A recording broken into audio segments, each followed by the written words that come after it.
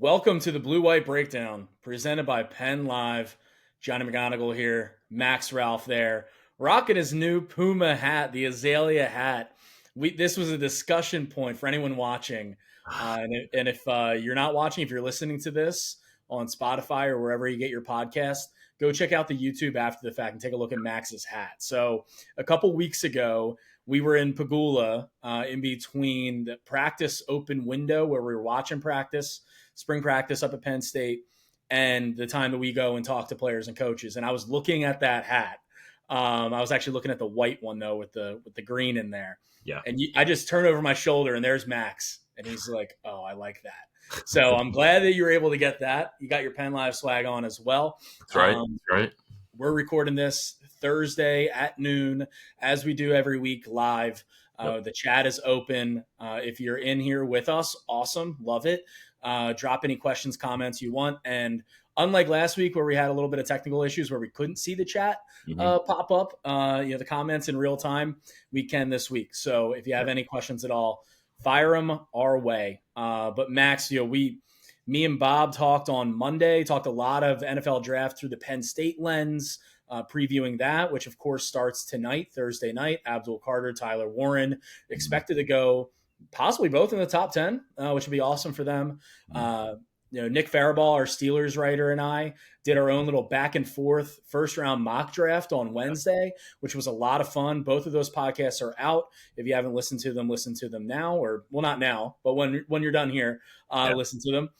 We're going to be previewing. We're going to touch on the draft at the end, but do a big preview of the blue-white game, kind of spring wrap-up for Penn State, and toss in some recruiting in there because I know you've had some good conversations in that realm as Penn State has added to their recruiting classes.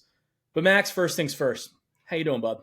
I was going to say, I think that's all to say. We've got a busy day today. It's a busy weekend, Johnny. It's been a busy week. 2 recruits, spring practice, blue-white game, draft. Like it's crazy. We're going to get a little bit of a break after this, of course, until fall camp. But I'm feeling good, Johnny. We've got some good weather out here in Happy Valley. We were outside at practice last night. A lot of us were joking together. We actually spoke with James Franklin and all the coaches outside, like on the outdoor fields at Haluba. And we're all like, it feels like it's been like 7 months since we've done this outdoors. Which was pretty cool. So it's a big podcast. It's a big week. It's a big weekend. So, I had to get fitted. I had to rep. I had to show off the new hat. It's beautiful. Masters green with, some peaches in the azaleas. I'm very excited. Can't wait to put it out on the course. Maybe it'll have some good mojo because Lord knows I need it. Yeah, you and me both, brother. But no, I'm also rocking some new gear as well. I don't know if you can see Wissahickon Brewery. Oh, yeah. Got the shirt over the weekend, just outside Philly. Great spot.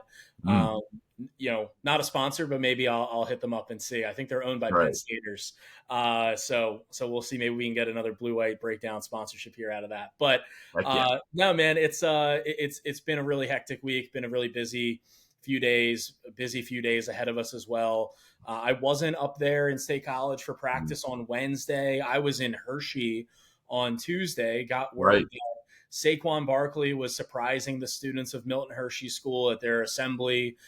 He came down there, came over there and had a really cool kind of 30-minute like motivational speech almost. He was asked about work ethic and having the right attitude, and of course fun stuff like his touchdown celebration and what it's like playing for the Eagles. And they went nuts up there for Saquon as expected. Yeah. And so I was on hand for that. I have a really cool story up on PennLive from Tuesday. If you haven't checked that out, do so. But you were up there. I was like, I'm going to be driving up to State College for blue-white. Like, I'll let Max and Bob handle practice Wednesday. Final practice availability before the blue-white game, Max. What did you learn? What stood out to you from State College on Wednesday night? It was a big one. We got James, of course, talk about the blue-white game, but then we also got the chance to have Andy Kotelnicki, Dan Connor, Deion Barnes, and then the 2 transfer wide receivers, Kyron Hudson and Devontae Ross, as well as Max Granville and A.J. Harris. Those were a lot of heavy hitters for the availabilities this week. Bob and I did the best we could to tag team it and get out to everywhere, but I think the headliner, at the very least, is the format for the blue-white game is official. ish. I feel like things always change when we actually get to the game and like they decide, well, we're going to actually cut this period short or whatever. But they're going to do skellies, is what James called them. It should just be a 7-on-7 to begin the day. Then 1/4 of thud, which means no tackling to the ground, because they want to see some of the veterans in there, your Nick Singletons, your Zane Durants, your yada yada, guys who don't really need the reps, but they want to put on the show for the fans, of course. And then for the final 3/4, it's going to be full blow. Young guys are going to get a lot of looks and all that good stuff. The quarters are going to be about a minute shorter, he said, than what they've been in past years, but all in all, it should be game-like. It should be fun. We should get a good look at some of the big position battles. Off the top of my head, wide receiver is obviously an interesting one. Number 3 running back, all across the defensive line, and linebacker. Those are spots that have a lot of questions right now that hopefully we'll start to get some answers to this weekend at the Blue-White game. So going to be interesting. We've got a little bit of a format, which is a good start at the very least.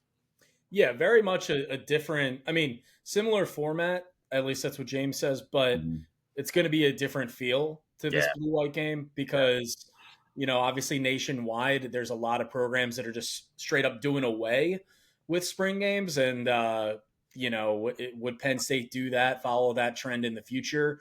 If you read the tea leaves on them not wanting to televise it, which it won't be. So if you're home, you won't be able to watch it. Stay tuned with PennLive. We'll be there in full force. Right. Me, you, Bob, Joe Hermit. But yeah, you won't be able to watch. And also it's kind of odd with, the construction that's going to be going around. I'm really curious to see what the stadium looks like. Very, very intrigued to see what the stadium looks like. Obviously the press box that we called home for so long is no longer. So we're going to be seated somewhere in the north end zone. May or may not be outside with the fans as well. So bring your rain jacket, Max, because there's a chance of rain on Saturday. So fingers crossed for good weather. Obviously, not just for us, but for everyone that's going to be in attendance there. So it's going to have a different look to it, different feel to it. But this remains the same in that it's an opportunity for younger players and guys to shine and for fans to watch a team that while Nick Singleton isn't going to be getting like 30 carries out there or anything, Denai Dennis Sutton's not going to be pinning his ears back and getting after the quarterback necessarily. But this is a team with national title aspirations and hopes, and this kind of obviously marks the end of spring ball, and then they get into summer workouts, voluntary, and then training camp in August, and you got the season. So it's right around the corner, and you can't get enough football, right? So we get some football in April, and we'll certainly take it. Max, I want to talk a little bit about, and I had a story up on the 10 names to watch, 10 players to watch. If you're there, I guess you're watching. Guys that I'll be watching, I know you'll be watching very closely. And I just wanted to kind of dive into some of those players. And you mentioned the positions, and let's just kind of start at wide receiver, I think. Yeah. You talked to Kyron Hudson, right, and Devontae Ross on Wednesday night. Those are the two big additions from the winter transfer portal. We know that Penn State is pursuing more reinforcements at the wide receiver position in the spring portal, which is open until tomorrow. And of course, like that's just for entrance, not necessarily for additions, so to speak. But those two guys have an opportunity, Max, out there on Saturday to impress the fans and give them a good first look. They do. And I think that you're going to be impressed. I mean, it's obviously tread carefully when you're talking about Penn State wide receivers, but Kyron Hudson is really physical. That's one of the things that I've been most impressed with him. We got another look at the perimeter blocking drill last night, and he was just crushing dudes. I mean, he's really good blocker, big body. Like that was another first takeaway I had from him, which is interesting because as big as he is, he's pretty soft spoken. Getting to talk to him for the first time, he really was pretty quiet. The biggest takeaway I had from his interaction, his scrum with the media, he said Penn State was a school that he'd always had in the back of his mind. Just because he knows the level of success, the school, extending beyond football too. Like he said, it's just a big time program, national eyes. Like, that he said that's what he's always dreamed of. And there were a handful of schools like USC and this was one of them. And he also did take away some stuff from that game that Penn State and USC played last year. Obviously, was a heck of a game, a thriller. We loved being there. But he said, "Yeah, I noticed the competition level that Penn State had. Like those DBs made it hard on me. Like the team fought hard." And he also took really close note of one Drew Aller in warmups, slinging it around the yard. Hudson sitting across on the other sideline. He mentioned Aller really stood out to him. So we'll have stories coming this week about him and Ross because we got the first chance to talk to him. But I think Hudson is potentially going to provide some of that consistency that Penn State hasn't had in the receiver room. Like, I'm not going to call him Tyler Warren because nobody is, but he might be able, if all things go well and continue on this path, he might be able to be that guy who you look to on a third down and say, let's get Kyron the ball. Or, depending on the situation, maybe a little bit more reliable than receivers they've had in the past, which is what you want from an experienced guy. Ross, on the other hand, like he's a little bit more of an unknown coming from a lower level program. He's trying to take advantage of all the resources that are at Penn State. He's really impressed us, so far in spring, what we've seen. The first couple of days, I mean, he was just smoking defensive backs in one-on-ones that we saw. I would say that some of the flashiness has dulled at this point, through the weeks as we watch him a little bit more. I still think that he's a talented route runner. I think that there's a lot of physical growth for him still. I thought that he was a really interesting interview as well. I didn't get to spend as much time with him, just with the way we split up, but I thought he was a really really appreciative of where he was, for a guy who did start at a smaller school. And he said, like, my dream's always been to win a national championship, and I feel like I can do it here. So I thought he was really humble. I thought he was really appreciative of where he is. I thought it was a really good session, and I think he could be a big play threat. He's doing some punt returning too, but the eyes are going to be on those guys, and I mean, plenty of others in the wide receiver room. But yeah, we got our first conversation with them last night, and I'd say early returns are I'm impressed and intrigued.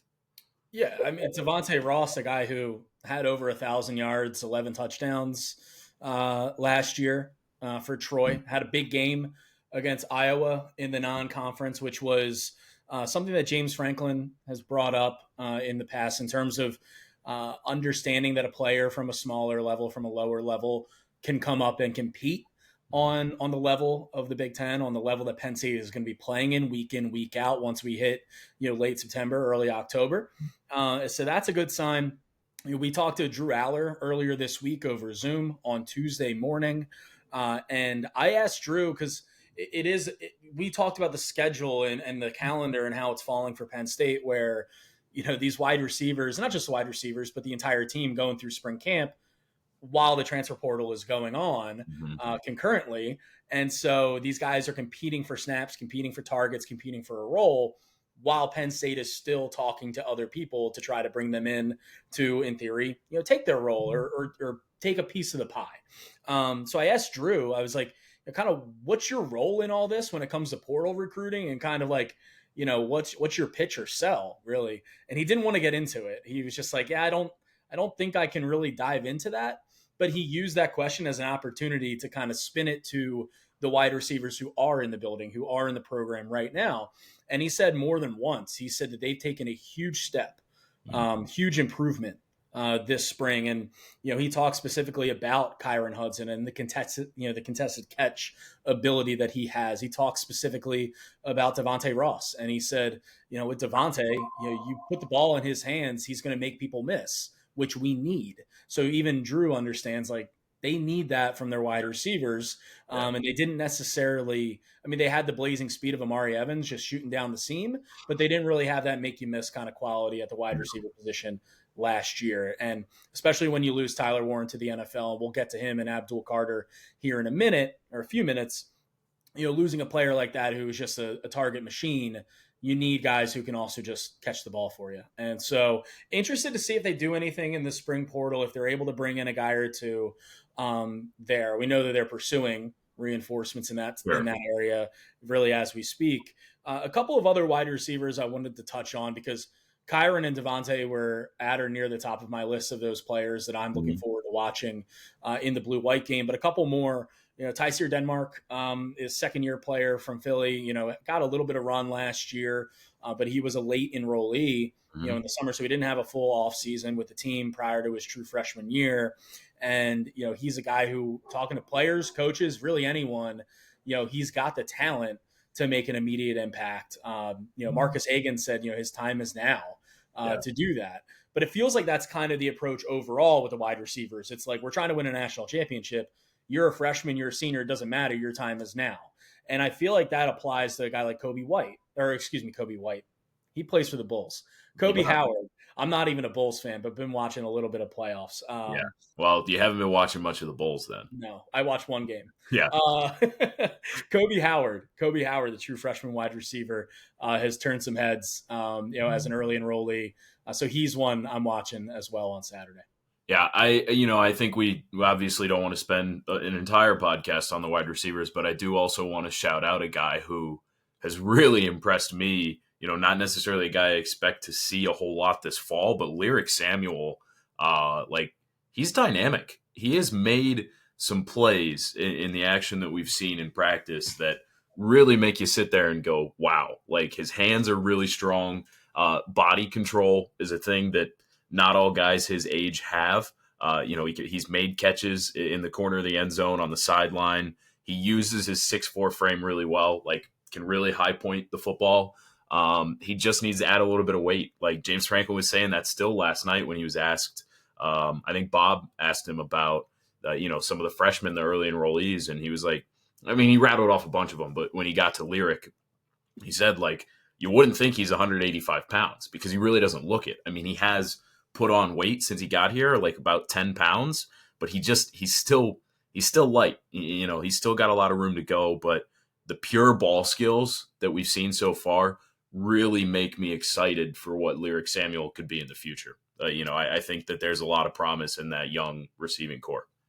Everyone's going to be watching the wide receivers. Everyone's going to have, and there's, between Devontae Ross, between Kyron Hudson, Kobe Howard, even Tysier Denmark, who didn't see the field a whole lot last year. He had that touchdown catch late against Maryland, but outside of that, there's going to be plenty of people in the stands on Saturday that have that printed out a roster, and they're going to be checking the numbers, saying, all right, where's Devontae Ross? Where's Kyron Hudson? There's a lot of new faces and in this wide receiver room. Some returners, Liam Clifford, Caden Saunders is hoping that this is the year for him, who was, former blue chip recruit in the 2022 class and just hasn't, injuries and otherwise, just hasn't, been able to put it together.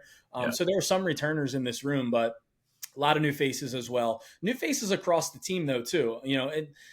The foundation of this team and this program going into the 2025 season, the reason why they're a national title contender are the people who are coming back: Aller, Singleton, Catron, Denai, Zane, et cetera, Zaki Wheatley. But there's still, holes to be filled and new players that are going to be in the mix, Max. And, I look at, Xavier Gilliam as a second-year defensive tackle. Yeah. Max Granville, who we've talked about a lot, but at defensive end could start as a second-year player after reclassifying right before last season. So he should have been in high school last year.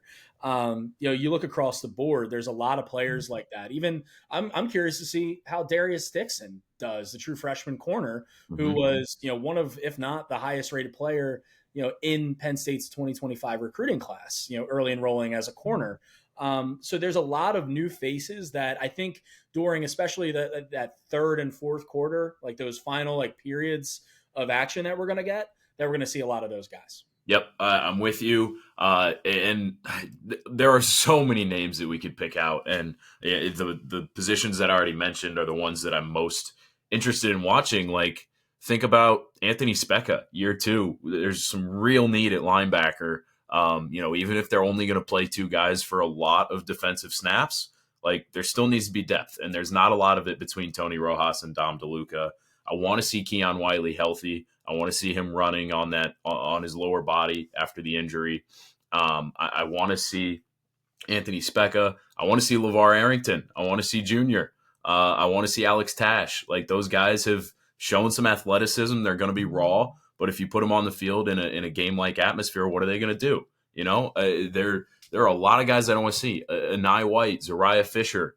You mentioned Gilliam. I want to see the other D tackles. Like, they're still looking for one more guy right now. They have 3 that they feel pretty good about when you factor in Zane Durant, Alonzo Ford, and Xavier Gilliam. But they're going to play 4 to 5 regularly in the fall. Is it Owen Wafel? Is it Liam Andrews? Is it DeAndre Cook? Where does that guy come from? Ty Blanding, Caleb Artis. They're just I keep saying this like off of podcasts and in conversations with people. There's a lot of reasons why this team is a national title contender in the preseason. There's a lot of good bases, but there are also a fair number of question marks. And like, we need to start finding answers to those because, the spring portal's closing and, spring practice is ending. Like, you got to feel pretty good about where you're at heading into fall camp. And right now there are a few positions with some concern, in my opinion.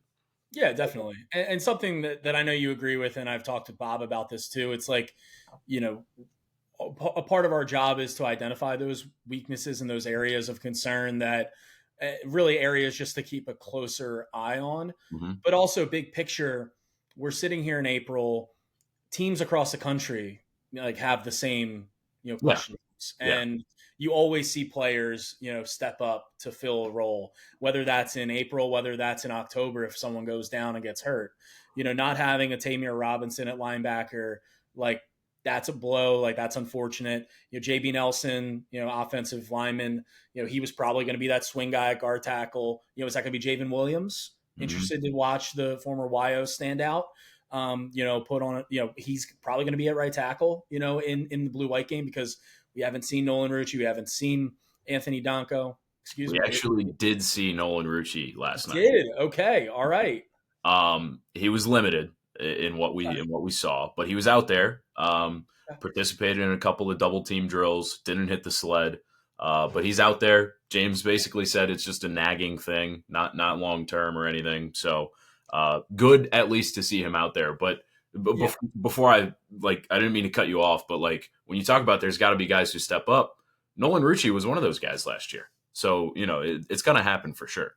Yeah, absolutely. Yeah, and that's one of those things where, good to see him out there. That's good. And a lot of these guys, like Tony Rojas, right, and missing spring, like, unless something happens again, like a setback or something, like, he's expected to be fine for for summer workouts. Like, a lot of these guys who you're not going to see, playing on Saturday in the blue-white game, a lot of guys who are going to be standing on the sidelines, hyping up their teammates, hanging out, like, they're going to be fine. They've consistently taken a conservative, cautious approach to spring ball when it comes to the big names, the big players, putting them in proverbial bubble wrap. Basically, I feel like I've used that phrase quite a bit. But when you have a player like that, when you have a concern at linebacker, and you have a Tony Rojas who needed to take care of something in the offseason, playing through something towards the end of the season last year, like, yeah, man, don't rush back for spring. It's all good. There's Denai Dennis Sutton, you could have been maybe a late first round, probably a second round pick, tonight or tomorrow, at this point, don't push yourself in spring. Like, obviously we want to get you some reps and keep you alive and all that, but no need to risk any injury. This is an opportunity for the younger players, for the backups. And that actually brings me, Max, really quick to two positions that we haven't talked about yet. Sure. When it comes to backups, quarterback and running back. Yeah. Because Bo Prabula is competing for that starting job at Missouri.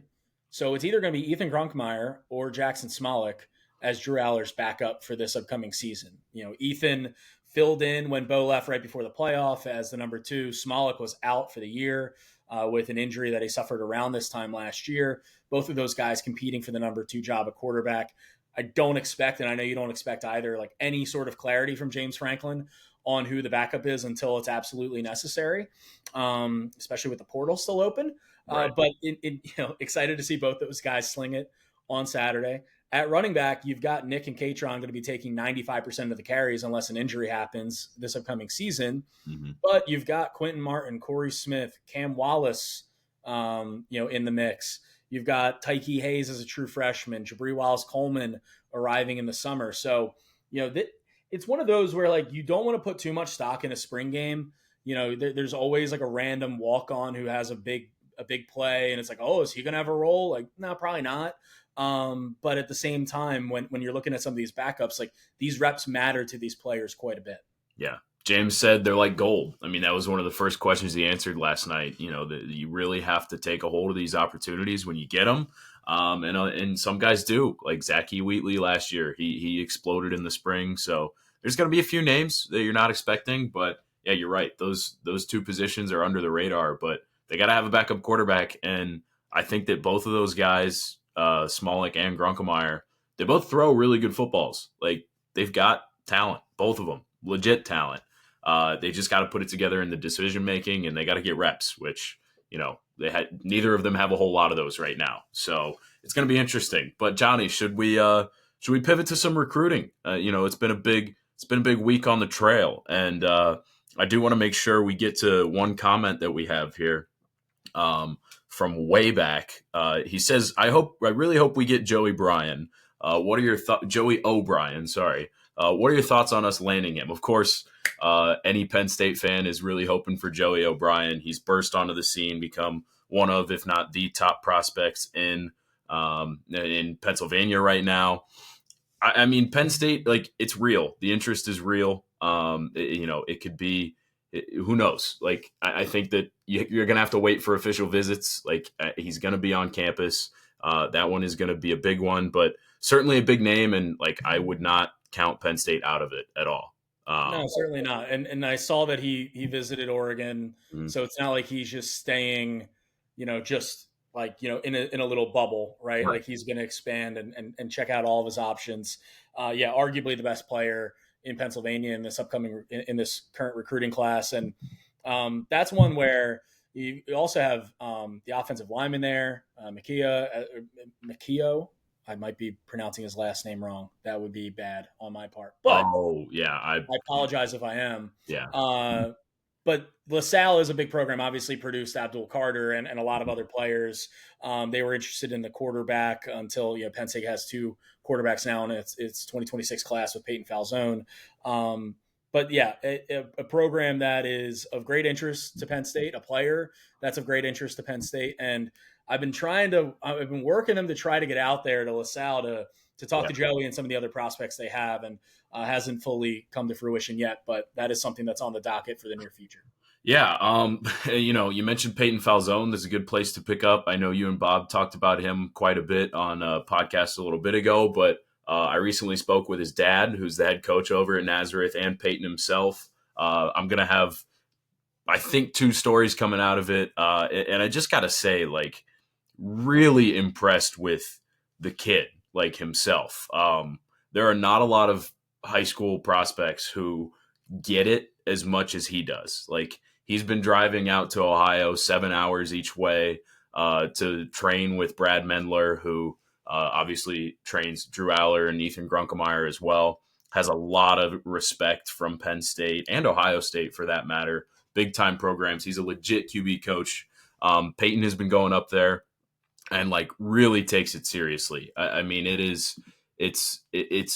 he understands that he needs to do whatever he can to improve, because originally Penn State did not offer him as a quarterback. They offered him and said, we don't know what you're going to be when you get here. We know you're a good athlete. You run track well, but we don't know that you're going to be a quarterback. And truthfully, he didn't know he was going to be a quarterback either until that long ago, because as his dad told me, his sophomore year, they put him out there because they had a good team and they ended up winning a district championship, but they didn't have a quarterback. And he knew Peyton was a good athlete, so they threw him out there. And obviously he's turned into a heck of a quarterback and a guy who Penn State, eventually said, all right, we'll take you as a quarterback. But he really gets it. He understands what it means to be in line for a scholarship.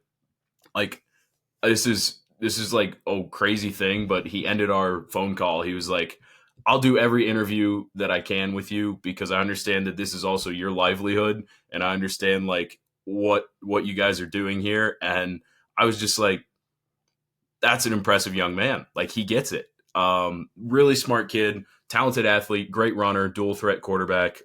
Certainly excited to see him throw this summer at camps. I think he's doing the Elite 11 in State College, and really excited to throw out some stories for you guys on him, which will be coming next week. But I've got other recruit stories. But Johnny, if you have anything to add on Falzone. The only thing I have to add is that, hey, a recruit that is super accessible and open to talking to the media, take it. We'll take it. Yeah. No, really, really good kid, good family. Impressive. And I think a guy who Penn State's excited for. He also grew up a giant Penn State fan, so that's part of the story too. But let's move on to Darrell Carey, the safety from DeMatha Catholic. I spoke to him and DeMatha head coach Bill McGonigal this week.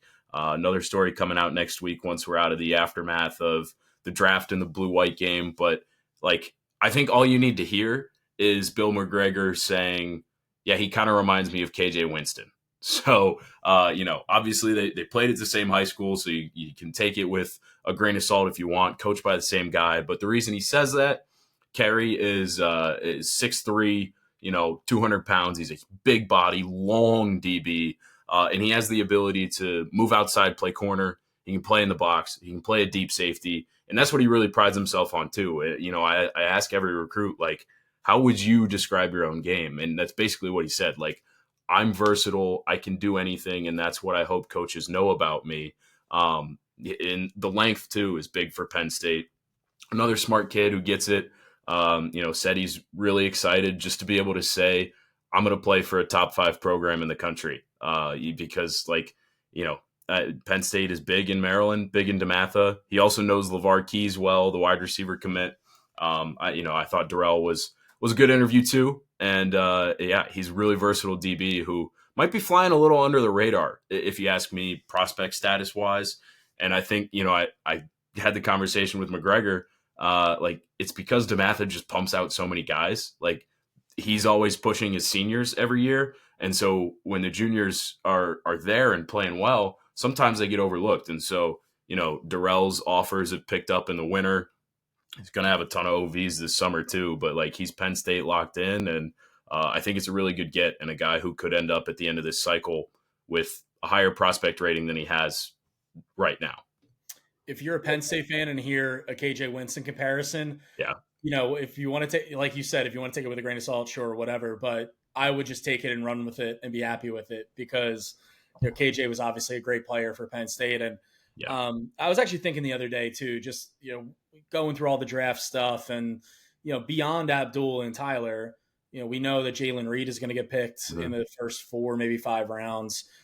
Kobe King, all that. But KJ Winston, man, if he was able, that injury was such an unfortunate deal, not only for Penn State, because imagine a secondary in the CFP with, KJ, Jalen, and Zaki with the way he was playing, but obviously a big deal for KJ because I thought he could have been, an end of the first round kind of player if he was able to play out his whole final year at Penn State. But interested to see where he ultimately lands and interested to see, how Darrell fits in ultimately in the future at Penn State.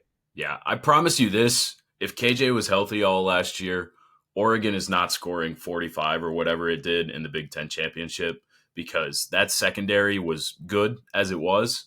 It would have been unbelievable with KJ in the fold because he was a center fielder, a hybrid linebacker, and it also opened up Jalen Reed to play with his hair on fire, which he did most of the time anyway, but certainly had a little more freedom with KJ back there behind him, protecting him. So I definitely think it would have made a difference.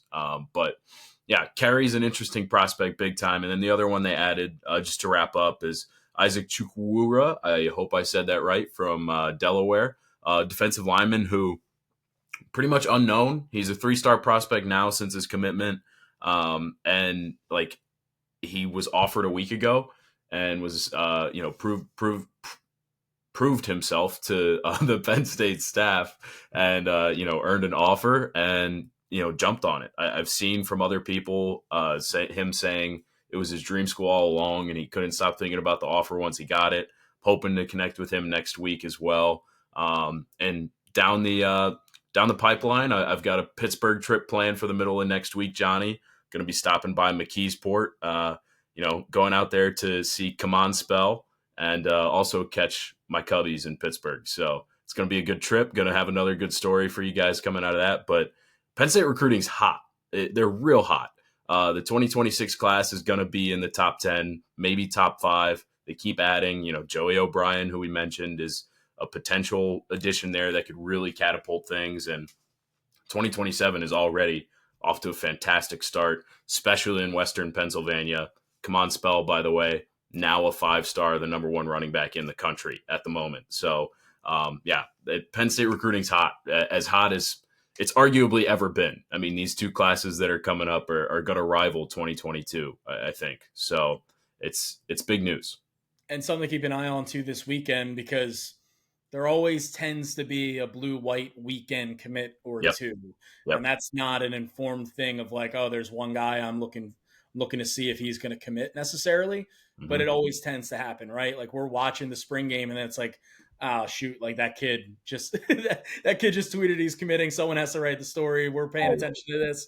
It always tends to happen. So something to keep in mind as well as we approach the weekend, Max. But as we approach Thursday night, we're less than 8 hours away from the start of the NFL draft's first round. Yeah. Abdul Card probably, maybe exactly 8 hours away from when is going to hear his name called, because it's not going to be number 1. Cam Ward is all in all likelihood going to go to the Tennessee Titans with the first overall pick. Nope. It sounds like Travis Hunter is going to go to the Cleveland Browns at number 2. But who knows? Abdul Carter at number 3, whether that's the New York Giants, whether that's a team, maybe the Giants decide, hey, we don't want one of the 2 best players in this draft and one of the best edge rushers we've seen in the last 5 years. We want to trade back because we're the New York Giants. We like to make things more difficult on ourselves than they need to be. So maybe it'll be another team that ultimately ends up with Abdul Carter. What's your read? What do you think, man, as we look ahead to the draft? I am as much of an NFL fan as I am. I've never been big into mock drafts. I've never been big into, projecting who my team's going to select. I just it's fun, but it's just so much, and all the rumors kill me and everything. I think that the Giants would be stupid to not take Abdul at 3. I do think that's eventually where he'll fall, but wouldn't be a bad thing if the Bears decided to trade up to number 4 and, he landed there somehow. But no, I think he's a Giant. I just I don't know how you can look at the talent that Abdul Carter is and let that go, because it's pretty likely that he's going to fall to number 3 and be in your lap. I don't care that you have Brian Burns and Kayvon Thibodeau. Honestly, Thibodeau's been a little bit of a bust. He's had good plays. He's had good moments, but he hasn't put it all together consistently. Abdul Carter is the chance to, if he's Micah Parsons or if he's even close to Micah Parsons, that's an all-pro player every year. And you just don't pass that up. So if I'm the Giants, I'm taking him. I think that is ultimately where he lands. And I'm going to be honest. I think Tyler Warren is a bear at 10. I think Tyler Warren's a bear at 10. I've seen a lot of people say the Bears like Colston Loveland better, which Colston Loveland's a good tight end. He had some injury problems. We've seen him obviously playing at Michigan. But I think he's a bear at 10 because I don't think anybody's going to be willing to trade up to draft Genty. I don't love that. I know the Bears are interested there. If he's not a bear, I think he probably falls to the Colts at 14. Yeah, I think Tyler is the more interesting case of the 2 Penn Staters who's going to go in the first round, because it does feel like Abdul to the Giants is not necessarily a done deal, but it feels like an eventuality. Yeah. For Tyler Warren, man, the Patriots, I think, could theoretically take him. Maybe they're picking 4th. Maybe Oakland. I always say Oakland. I can't not stop saying Oakland when referring to the Raiders. Yep. Maybe the Raiders love Ashton Genty so much they don't want the threat of the Jags taking him at 5. They move up to 4. The Pats, flip and then move to 6. And the Jets are right there at 7, which is a seemingly a possible Tyler Warren landing spot. Obviously, the Bears at 10 are a possible Tyler Warren landing spot. Maybe the Pats are let's go get a ridiculous pass catcher for Drake May. Yeah. At 6, if they were to trade out of 4. I think there's a handful of spots where Tyler could go. I think the best fit would be somewhere honestly in like the later end of the first round, Yes. either if he falls or if teams decide to get really aggressive and trade up for him, like Mhm. the Chargers or the Rams, who have an obvious need at tight end and a better quarterback than what you're going to find, in the first 10 picks or so. That's a given. But yeah, I mean, I think it would be fun to pair him with Drake May. I think it would be. I'm not a huge Justin Fields guy. I know you are, but he does love to throw to tight ends, so that would be a fun pairing in New York. And then obviously, the Bears with Ben Johnson calling plays. I mean, what can't you do with Tyler Warren, and what can't you scheme up if you're Ben Johnson? So I think that'd be a fun pairing as well. Yeah. And the Bears have another good tight end. The 12 personnel would be pretty scary with Cole Kmet. But there are, like, Tyler Warren is kind of a fit-proof tight end, though, in my opinion. Like, he could go anywhere and succeed. I just think that he is a good example of the fact that, like, he could realistically go anywhere from, like, 7 to 20. And, like, I think that's a good example of why this year's draft has pissed me off to no end, because, like, the rumors are rampant. Like, nobody knows where anybody's going, and it just seems like it's getting out of hand, in my opinion. It is. No, it's like it's one of those where I enjoy like the mock stuff. Yeah. I enjoy, like, I'm not poring over every mock draft that comes out from everyone. Like, I pick and choose my spots. Yeah. And I like listening to some of the podcasts and all that. But it's as we get closer and closer to the draft, the crazier and crazier it gets. Mhm. Obviously, the rumors fly draft day. Like this morning has been just nauseating, going on Twitter being like, this team might trade back or they might not. It's like Jackson Dart at 9, I heard. Like, what is that? Like, well, I will say in my most recent mock draft, I did put Jackson Dart at 9 to put the Jackson Saints. Dart at 9. Wow. I don't believe he's the ninth best player in the draft. No. But I do believe Kellen Moore likes a quarterback like Jackson Dart, who kind of projects more of like a Jalen Hurts kind of player. It's fair. It's fair. That's a side piece. Yeah. But the closer you get to actual draft night, the crazier it gets with all the, and like, just get me to the first pick. Yeah. Really at this point, get me to the third pick. Yeah. Because we know it's going to be Cam Ward, and we probably know it's going to be Travis Hunter. So get me to the third pick, and I'm on Abdul Carter duty all night. So I will be, in tune with obviously who he gets picked by, and I have something up on that. But, he'll be interviewed by ESPN. He's going to be there in Green Bay.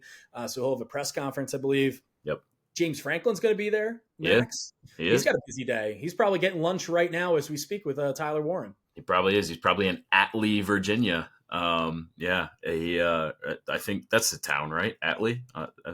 That was the high school. Yeah, I think it was down too. Yeah, it might not be. Maybe it's Mechanicsville or something. But right. Yeah. Anyway, Tyler Warren and James Franklin are both probably in Virginia at the moment.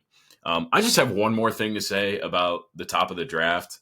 If the Jaguars take Ashton Genty, what are they doing? Like, I understand that Travis Etienne took a huge step back, but like Tank Bigsby had a few good days, and for as broken of a roster as that is, a running back is not the answer.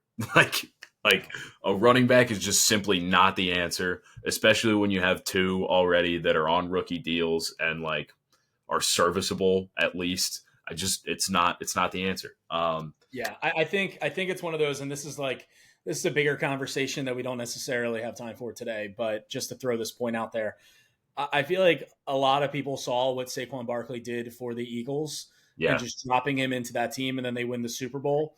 And it's like, okay, well, let's go chase that. Yeah, but it's just... Let's ignore that the Eagles had arguably the best offensive line in football, have two of the 15 best receivers in football. That roster was ready to go, was ready to win a Super Bowl, and Saquon just pushed them over the edge and got them there. And so he wasn't a cure-all. He wasn't a cure-all in New York, because they had no one blocking for him. The Jags have a lot of issues. The Raiders, I actually think it's a good landing spot for the Raiders. Their offensive line isn't nearly as bad, veteran quarterback, all that. But I just, Ashton Genty is good enough to go in the top 10. But then I've been listening and hearing like, oh, Marion Hampton might sneak into the top 15, or and I'm just like, no. Tired of it, Johnny. I'm tired of it. Well, look, I am looking forward to the draft. I am looking forward to seeing how this all unfolds. I hope it's not on ESPN, which it might be. I hope it's not the Shedeur Sanders show where it's like every pick we're just looking at him and Dion and wondering where they're going to go. I fear that it might be. It's going to be Will Levis to the extreme. Yeah, it is probably. But interested to see what the Eagles do at 32. That should be fun. They'll probably trade out. I do enjoy the draft, and I like seeing who picks who because it's fun. But I just hate the lead up to the draft. That's all. And now I'm off my soapbox. That's fair. That's fair. Yeah. Is there anything else you want to cover, Max? I know we got a long weekend, long night ahead of us. But I was gonna say, Johnny, I think we're 45 minutes in. I think we hit everything. I can't think of anything else. I mean, blue-white game's coming, big recruiting, NFL draft. We're gonna be on top of all of it. Yeah, obviously, check out PennLive for us. Already got some stories from this week going. Mock drafts if it's your thing. Lots coming. It's just stick with us because it's a big weekend, and we'll all take a collective breath. Maybe 2 weeks from now, with the draft well over, with blue white well over, with the transfer portal over, but there's still time to be locked in. So stick with us.